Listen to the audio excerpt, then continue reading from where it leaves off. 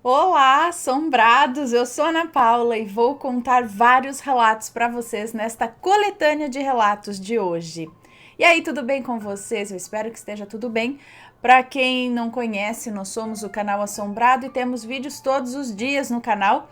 Nas noites de segunda a quinta-feira tem relato ao vivo entre 10 e 11 horas da noite. Nas noites de sexta, sábado e domingo às 10 da noite tem um tipo ao vivo para vocês. Às 11 da manhã todos os dias tem relato, tem tipo ao vivo de segunda a sexta, coletânea de relatos de sábado e coletânea temática de relatos no domingo. Meio-dia e meia de segunda a sexta tem Almanaque Assombrado com o Matheus. Bom, pessoal, não deixem de visitar a nossa loja virtual, a lojaassombrada.com.br, e não se esqueçam do quê? De deixar o seu like neste vídeo, tá bom? Vai lá e já deixa o like. E, pessoal, vamos então... Olha meu cabelo, gente, meu cabelo. Vamos ver então aos relatos de hoje. Vamos para o primeiro relato, que eu também fico curiosa. Eu quero saber dessas histórias, eu quero saber desses relatos. Vamos lá. Primeiro relato desta coletânea é este daqui. A carne na panela. É uma moça que nos conta.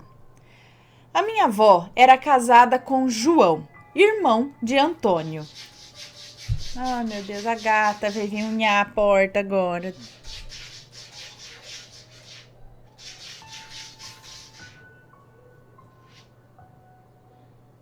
Tá, vamos ver, acho que parou. Senão eu vou lá ter que tirar ela. A minha avó era casada com João, irmão de Antônio. Antônio era conhecido por fazer trabalhos de magia negra e adivinhar coisas. Contam que ele até se transformava em toco. Em tronco. Se transformava em tronco. Antônio tinha um livro com muitos feitiços e um deles dizia que existiam 3 palavras que, se faladas antes de uma arma ser disparada, a arma travava. Nossa, precisamos saber disso. Meu avô João, em vida... Tem mais cabelo. O meu avô João, em vida, perguntou às minhas primas se elas queriam saber as tais palavras. Elas eram evangélicas e não quiseram. Cá entre nós, eu ouviria essas palavras só por curiosidade. Mas na época eu era muito novinha e ele não perguntou para mim. Mas voltando ao Antônio, ele era mesmo um feiticeiro de mão cheia. Minha avó, Laura, conta que certo dia ela, seus filhos e João estavam em casa sem ter a mistura para o almoço. Que ela tá falando, mistura significa a carne que vai acompanhar o arroz e feijão. Alguma coisa que vai acompanhar o arroz e feijão, né? Então tava sem mistura. Até que chegou Antônio na porta de sua casa.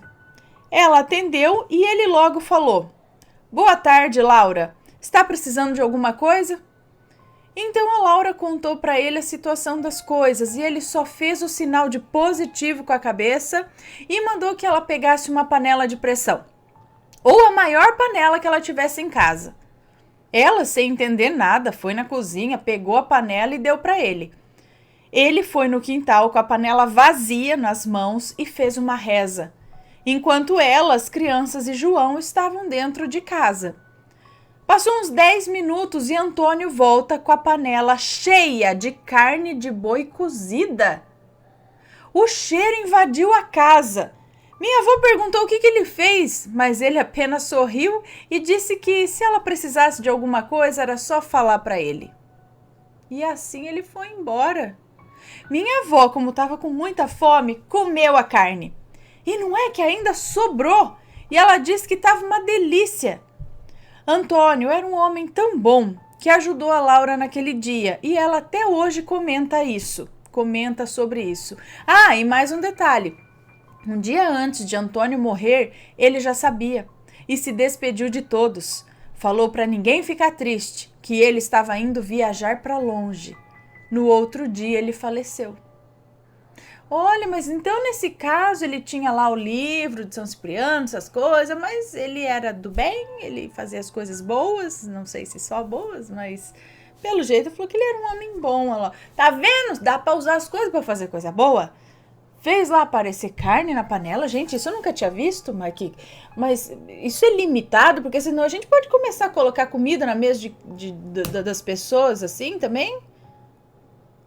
Deve ser uma coisa meio limitada, não dá. Ai, não sei, gente, não sei, mas interessante, muito interessante. Próximo, né? Em vez de ficar usando aí magia pra fazer as coisas ruins, aí, ó, usa magia pra fazer coisa boa, então, já que dá pra fazer isso, não é? Vamos lá, próxima história. O bolo sumiu. Fui eu que comi, brincadeira. Vamos ver. É uma moça que nos conta. O ano era 2015 e a minha priminha Isabel estava com 9 anos, ela estava fazendo 9 anos. Para comemoração do seu aniversário, a sua avó, Maria, veio de São Paulo para fazer uma festinha para ela. No dia da festa, todos nós estávamos agitados, inclusive a Isabel, que estava enrolando seus próprios beijinhos na cozinha, com a minha ajuda. Já tínhamos encomendado o bolo que chegaria logo em seguida, mas a vovó coruja, Maria, decidiu que o bolo não ia encher a barriga dos convidados e foi fazer mais 2 bolos. Todo mundo achou desnecessário, mas quando Maria batia o pé, dizendo que ia fazer alguma coisa, ela fazia. Então, ela bateu a massa, pegou as formas e colocou as 2 no forno, ao mesmo tempo. Deixou lá assando e foi terminar a decoração, que seria na sala e na garagem. Passados minutos de cozimento do bolo, né, do bolo assando ali no forno, ela os tirou do forno e os deixou em cima da mesa para esfriar. A essa altura, Isabel e eu já tínhamos terminado os beijinhos e não estávamos mais na cozinha. Quando deu o tempo dos bolos esfriarem, Maria foi desenformar. Mas onde estava um dos bolos? Ela procurou e nada de achar o bolo. Chamou todo mundo que estava ocupado ali para ajudar a procurar também. E nada. O bolo tinha sumido. Só havia um bolo na mesa. Olhamos até no lixo para ver se, sei lá, na agonia do momento não tínhamos jogado o bolo sem querer, mas ele não estava lá e nem a forma. Não dava para cogitar a possibilidade de ter imaginado que teria sido assado 2 bolos e na realidade ter sido apenas um, porque a forma também sumiu. Ninguém roubou o bolo não, porque não tinha como alguém entrar em casa e ninguém ver. Tinha umas 5 pessoas arrumando a festa. Não dava para alguém ter ido pela cozinha e roubado, pois a área de serviço era fechada. A única passagem para algum desconhecido seria entre nós, entrando pela porta da frente ou pela garagem, e tinha gente ali o tempo todo. No final do aniversário, nós procuramos mais uma vez e não encontramos nada, muito menos a forma. E no fim, sobrou ainda bastante bolo. Não precisaria ter feito mais 2 só para garantir. Eu fico pensando, se algo não tira de onde tem... se algo não tira de onde tem fartura para dar para quem está passando fome. Porque no caso da minha avó, ela recebeu uma carne de verdade. Tudo bem que... porque essa é a mesma pessoa do relato da carne na panela, tá? É a mesma moça que contou da carne na panela. Então, no caso da minha avó, ela recebeu uma carne de verdade na panela. Tudo bem que foi através de uma reza, mas era de verdade e ela comeu. E no caso da festa da minha prima, esse bolo, que até poderia ter estragado, porque tinha bolo demais ali, ele foi retirado de lá e talvez entregue a alguém que estava passando fome? Fica o questionamento. E a forma nunca mais apareceu também. Então, será que essa magia, ela não cria a carne, ela só transfere de um outro lugar para cá? Talvez tirando de alguém que tenha fartura, que não vai fazer falta, fazendo aparecer na mesa de outra pessoa que realmente precisa. Que nem no caso do bolo, pode ser interessante. Uma hipótese. Próximo relato. Fetos do laboratório. É uma moça que nos conta. Quando eu tinha por volta dos meus 11 ou 12 anos, eu fazia o 8º ano do ensino fundamental. Porém, nessa escola onde eu estudava, só ia até o 8º mesmo. E se eu quisesse terminar o ensino médio, eu teria que mudar de escola. Foi então que a minha mãe me colocou em uma escola muito bem falada naquela época, apesar de ser uma escola pública. Ela era bastante conhecida por ter ótimos professores e ensinar muito bem. Entrei nessa escola, logo fiz amigos, estava tudo indo perfeitamente bem. Realmente era uma ótima escola. Tinha aulas complementares de dança, música e até de inglês. Foi então que um dia recebemos a notícia que iríamos ter uma aula no laboratório de ciências da escola. Ia ser a nossa primeira aula lá. Chegando lá, o professor abriu a porta e logo fomos entrando. E não demorou muito para eu me sentir mal. Mal? Estava com um sentimento de medo e muita vontade de chorar. Eu olhava para os cantos e via, em prateleiras, um monte de animais mergulhados no formol em potes de vidro. Mas quando fui me sentar, vi uma coisa que me deixou chocada. Na mesa tinha 3 vidros, contendo em cada um deles um feto, totalizando 3. O professor disse que um tinha 4, o outro 5 e o outro 7 meses. E ele queria ainda conseguir outros de 3, 6, 8 e 9 meses. Enquanto isso, eu olhava para o feto de 7 meses. Ele era formadinho, com pezinhos, mãozinhas, orelhas, tudo em perfeito estado. E eu tinha a impressão de que ele estava se mexendo. Eu não conseguia mais ficar ali, então eu falei para o professor que eu não estava me sentindo bem. Ele perguntou aos meus colegas se eles também estavam se sentindo assim, e eles disseram que não. Pelo que eu entendi, ele estava com medo de algum vidro estar meio aberto e estar exalando formol. Mas eu sabia que o que eu estava sentindo não era isso. Fui para casa e a imagem daqueles bebês não saiu da minha cabeça. Contei para minha mãe, mas ela não disse nada. A partir daí, eu estava ficando cada dia mais perturbada. Quando eu ficava sozinha, eu escutava choro de bebê. Era insuportável, pois parecia que estavam chorando bem próximo aos meus ouvidos. Minha mãe chegou a me levar no psicólogo e ele disse que eu fiquei traumatizada com o que eu vi. Me indicou remédios bem fortes, mas nada adiantava. Eu ainda estava sentindo aquela angústia, medo e tristeza e ainda ouvia os choros. Aquilo me deixava louca. Um dia minha mãe me pediu para estender algumas peças de roupa no varal e do lado de fora dava para ver o meu quarto pela janela. Foi então que aconteceu a coisa mais assustadora da minha vida. Comecei a escutar um choro de bebê, vindo do meu quarto. Eu olhei pela janela e vi, em cima da minha cama, um bebê, nu, chorando muito. Eu fiquei olhando e o choro foi parando aos poucos. Foi quando ele parou de chorar e começou a se retorcer e a se encolher da mesma maneira que aqueles bebês estavam nos potes. Foi secando, literalmente secando. Eu dei um grito e chorando fui correndo chamar minha mãe. Ela mandou eu me acalmar e eu fui ficando um pouco mais tranquila. No outro dia fui para a escola e justo naquele dia nós teríamos outra aula no laboratório. O professor veio até mim e disse que se eu não quisesse ir, eu não precisava. Realmente eu não estava querendo ir, mas por um impulso mais forte do que eu fui. Chegando lá, como já de se adivinhar, estava sentindo novamente aquele medo e aquela tristeza e com um novo impulso, eu peguei o vidro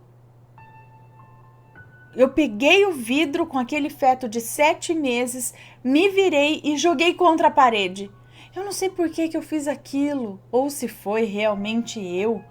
O professor nos tirou imediatamente da sala, pediu para uma outra professora me levar ao banheiro e me dar um banho. Quando terminei, minha mãe estava me esperando e eu só a abracei chorando muito. Eu disse a ela que eu tinha que fazer aquilo, senão eu ia ficar louca. Ela disse que estava tudo bem. O professor também me disse a mesma coisa, que não tinha problema. Então eu fui para casa. Chegando lá, minha mãe me pediu para ajoelhar e rezar com ela pelas almas daquelas crianças que ali estavam, para que elas encontrassem luz. E depois disso, eu nunca mais ouvi eu nunca mais vi nem ouvi nada. Eu sei que coisas assim são usadas para estudo e que são importantes para os alunos aprenderem melhor, mas é perturbador pensar que ali dentro tem uma criança mantida, conservada por anos e anos. Quando se é enterrado, a carne se desfaz e a alma pode ser liberta, mas nesse caso, eu já não sei. Realmente estranho. É uma coisa a se pensar. É algo a se pensar, né? Credo. Perturbador mesmo. Próxima história. Meu tio e a mula sem cabeça. É uma moça que nos conta. Esse relato foi contado a mim pela minha mãe, pois meu tio nunca tocou no assunto comigo. Porém, quando eu o questionei sobre isso, ele confirmou, mas não deu muitos detalhes, não. Enfim, em meados lá dos anos 80, o meu tio Lúcio era um típico jovem da época, que adorava sair com seus amigos para farrear e curtir. Isso despertava a preocupação da minha avó Joelma, que sempre o alertava para não voltar muito tarde do centro, pois era bastante perigoso. Numa noite de sexta-feira, na qual haveria um baile na cidade, não foi muito diferente. Lúcio se arrumou, saiu, mas antes de sair, sua mãe o alertou novamente. Porém, o aviso foi um pouco diferente, visto que era quaresma. Ela o alertou para que voltasse antes da meia-noite, pois havia boatos de mula sem cabeça na região. Ele não deu ouvidos, foi para a festa e se divertiu muito, porém esqueceu do horário e ficou até depois da meia-noite na festa. Então, pouco mais de 1 da manhã, ele estava retornando para sua casa sozinho e ao descer a rua para chegar em casa, Lúcio ouviu um barulho estranho vindo de trás dele. Algo parecido com trotes de cavalo. Achando que não era nada, ele apertou o passo, mas os trotes ficaram mais fortes e cada vez se aproximando mais. Aí ele ficou apreensivo. Foi quando decidiu olhar para trás. E diante dele havia uma criatura horrenda. Ela tinha corpo de cavalo, porém não tinha cabeça. Saía fogo do lugar de onde deveria estar a cabeça. Foi aí que ele entrou em modo sobrevivência. Correu tanto e tão rápido que quando notou já havia pulado o portão de casa e lá ficou a noite toda encolhido e morrendo de medo. Ao clarear o dia, foi recebido com uma enorme bronca de sua mãe, seguido por um "eu te avisei". Meu tio nunca mais saiu para bailes durante a quaresma. Pessoal, durante a quaresma eles falam que a gente deve respeitar, não pode sair para festa, não pode nem ouvir música, dançar, essas coisas. É um tempo de stop, pausa e reflexão e orações, né? Muitos acreditam nisso e tá vendo que parece que sempre a coisa acontece quando há o desafio, quando a pessoa pede, não faça isso, e ele vai lá e faz, né? Na quaresma. Próximo relato, assombração no clube. Falando que o outro ia pra festa, agora é no clube, hein? É uma moça que nos conta. O local que a gente mora é uma vila. Essa moça tem 20 e poucos anos. O local que a gente mora é uma vila, que existe já faz uns bons anos. Não lembro quantos anos agora. E quando criança, corria a história de que todo lugar foi um cemitério no passado. Que as pessoas que fundaram a vila simplesmente chegaram e construíram em cima do cemitério e que debaixo das casas era possível ainda ter ossos. Ai, que legal, né? Essa história me deixou tão impressionada que eu cheguei a sonhar que uma velhinha tinha sido enterrada antes da minha casa, tinha sido enterrada atrás da minha casa. Eu a via sentada embaixo de uma das mangueiras que tem no quintal, onde ela supostamente estaria enterrada. E eu fiquei bem bolada com essa história, uma vez que eu, desde criança, tenho sonhos premonitórios. Além disso, vivia tendo déjà-vus. Eu ainda tenho esses sonhos e fico bastante apreensiva com as coisas sérias nos meus sonhos. Mas ainda bem, só os sonhos com besteiras estão acontecendo. Como, por exemplo, sonhar que vou receber um telefonema com tal resposta daquela pessoa e a pessoa me liga. Ou sonhar que vou sair de ônibus num dia em que eu não planejava sair de casa. E ao acordar, me deparar com um problema que me obrigue a sair de ônibus e essas coisas. Minha mãe trabalhou alguns anos num clube perto de casa. O lugar é grande e bonito, as piscinas são ótimas e é um excelente lugar para passar finais de semana, fazer um churrasco, enfim. Ninguém sabe se realmente houve um cemitério por aqui. Os mais velhos não confirmam nada disso. Minha avó chegou a dizer que, na verdade, o lugar era um sítio enorme e que não tinha cemitério nenhum. Por outro lado, minha mãe disse que havia um cemitério, ou pelo menos uma aldeia indígena, mas que ficava no local onde hoje existe esse clube. Esse clube que a minha mãe trabalhou faz eventos durante a semana ou em certas datas, tipo Dia das Mães, Dia das Crianças, tanto do sindicato a qual pertence quanto para a comunidade. O fato que vou descrever aconteceu em um desses eventos. Depois que a festa acabou e as pessoas se foram, os funcionários tinham que limpar os quiosques e as dependências do clube. Minha mãe coordenava essa parte e os vigias faziam a ronda. Um dos funcionários, que é evangélico, limpava um dos quiosques sozinho, quando um outro funcionário, um dos vigias, passou por ele, deu um oi e foi para o banheiro tomar um banho, pois ele já tinha largado o serviço e ia para casa. Esse senhor voltou ao que estava fazendo de cabeça baixa, quando percebeu uma sombra escura, em pé, a alguns passos do quiosque onde ele estava. De canto de olho, ele percebeu essa sombra parada lá, o encarando. Com medo e já tendo ouvido e visto também, com medo e já tendo escutado e já tendo visto a tal sombra antes, ele nem levantou a cabeça e ali mesmo começou a orar baixinho para que aquilo fosse embora. Depois de um tempo, a sombra se moveu e saiu caminhando em direção ao banheiro, onde o vigia havia entrado. E entrou lá também. Não deu outra, nem bem a sombra entrou, o rapaz saiu correndo do banheiro sem nem ter terminado de enrolar a toalha direita ao redor da cintura, assustado e gritando. Essa sombra já é popular entre os funcionários daquele clube. À noite, os vigias se recusam a fazer a ronda sozinhos e sempre vão em pares, pois morrem de medo dessa sombra aparecer. Minha mãe disse que nunca chegou a ver nada, mas que todos diziam que essa sombra sempre aparecia na área do campinho e que parece ser masculina e bem alta. Eu já frequentei o lugar várias vezes e também nunca vi nada e também não quero ver. Minha mãe não trabalha mais lá, mas se ela contar mais alguma história, eu mando para vocês de novo. Ok, muito obrigada. Então o que era assombrado ali parece que é mais o clube. E essas coisas ficam, essas assombrações ficam ali, ó, enchendo a gente, hein? Vamos então agora para o próximo e último relato desta coletânea de relatos. Vamos lá. O Homem da Cabeça Grande. É uma moça que nos conta. Finalmente posso contar este relato sem me preocupar se serei taxada de louca ou algo parecido. O que eu vou relatar aconteceu comigo e com umas 12 pessoas. Além dos nomes, alterei também os lugares, pois eu sou funcionária pública, mais precisamente perita criminal.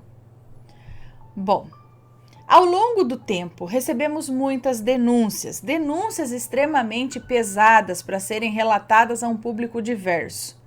Trabalho com pessoas extremamente capacitadas e bem mais velhas de carreira do que eu. Sou considerada a mais jovem na minha região. Os nossos dias de trabalho são recheados com muitas denúncias e homicídios. uma pior do que a outra, e eu participo de basicamente tudo, mesmo ouvindo de amigos mais velhos para ir com calma.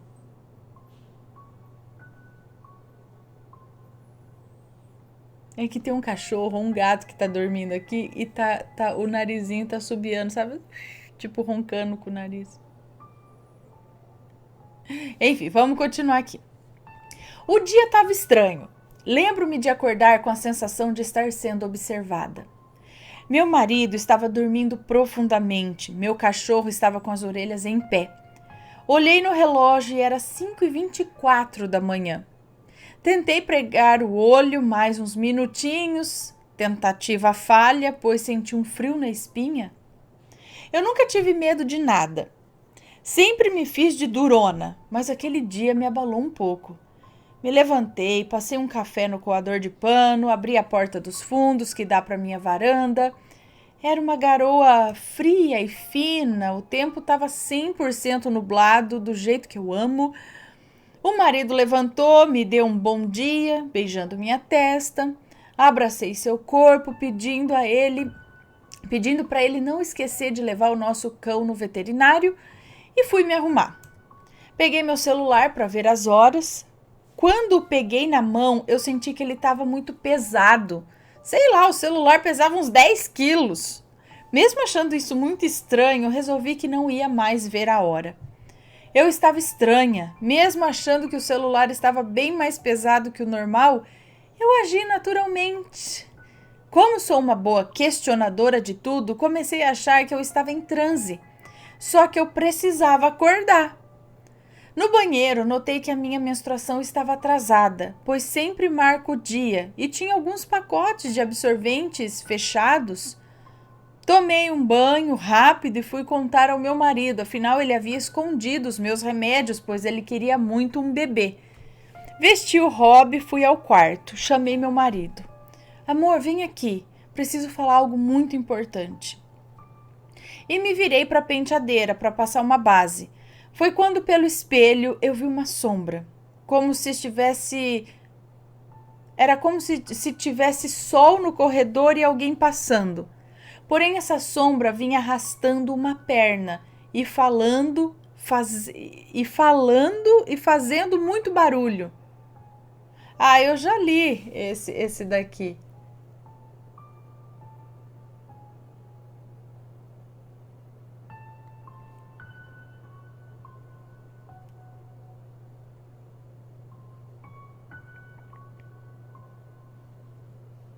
Mas tá, vamos continuar, vamos lendo aqui.